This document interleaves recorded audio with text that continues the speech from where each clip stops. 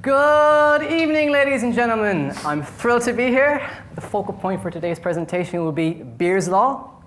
That's right, there's a scientific law solely dedicated to booze. And furthermore, a predominant theme will be chocolate tasting. Who doesn't love chocolate, right?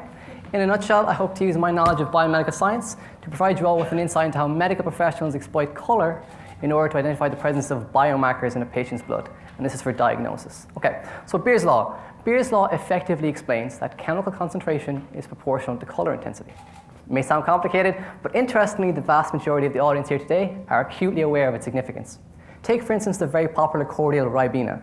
Everyone knows the more Ribena you pour into a liter of water, the more concentrated the solution is. It tastes stronger, right? Similarly, everyone knows the more Ribena you pour into a liter of water, the more intense the color of the solution.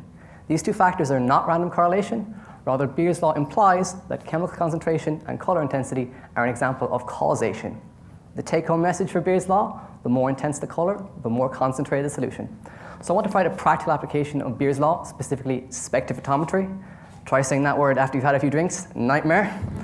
Full disclosure, I'm a total foodie, as my friends will attest to, and it just so happens that I'm also a chocolate connoisseur, with dark chocolate being my favorite. If I use the ever-popular out of 10 scale, I would give dark chocolate a 10 out of 10. Similarly, with regards to milk chocolate, I'm rather indifferent. I mean, I'll eat it if there's nothing else in the house, so I give it a 5 out of 10. And finally, I don't care for white chocolate, so I give it an abysmal 1 out of 10. Now, with this reference chocolate scale in mind, I want you to imagine the following scenario. One of my friends comes up to me, and he's bouncing off the walls. He tells me, "Shane, I've discovered a completely new chocolate, and I want you to be the first to try it." Well, naturally I'm going to be excited. This is right up my alley after all. However, in this circumstance, I'm just after a 5-course meal, and I literally can't fit any more food in me. So I'm forced to decline. But as I'm declining, I start to wonder, what does that chocolate taste like? So I take a brief visual inspection. I see the chocolate is slightly darker than milk chocolate, but not quite dark enough to be considered dark chocolate. Therefore, I can instinctively estimate that the chocolate taste will rank somewhere on my scale between 5 out of 10 and 10 out of 10.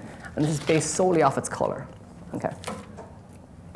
Put simply, we use the color intensity of controls to directly construct a reference range, and then from this we make inferences about the unknown concentration of chemicals based solely off the color intensity.